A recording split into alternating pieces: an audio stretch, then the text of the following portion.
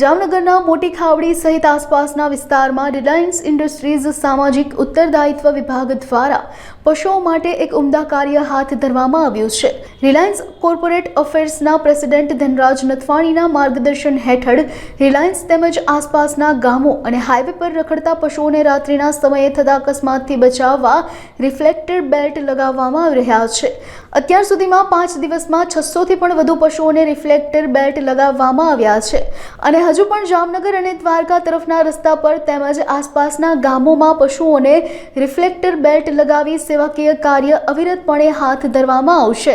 મારું નામ પ્રદીપસિંહ વાળા, મોટી ખાવડી ગ્રામ પંચાયતનો સદસ્ય સૌ, સાથે જ મારી સાથે આખા ગામ આગેવાનોની યુવાનોની ટીમ તમે જોઈ શકો છો। નવનિયુક્ત સરપંચ ગરવાભાઈ મોરી,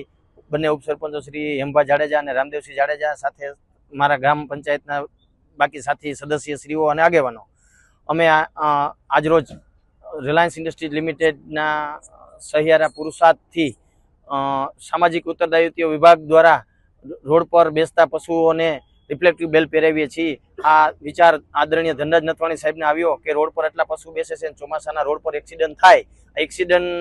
ન થાય એના માટે રિફ્લેક્ટિવ બેલ્ટ રિલાયન્સ દ્વારા અમને આપવામાં આવ્યો છે અને અમારી ટીમ દ્વારા રોજ સાંજે રોડ પર બેસતા પશુઓને આ બેલ્ટ પહેરાવી જેથી રોડ પર એક્સિડન્ટ ના થાય, જેમાં ગાય માતા પણ હોય છે અને ખોટું નુકસાન ના થાય અને રોડ પર કોઈને એક્સિડન્ટ ના થાય, વાહનને પણ ના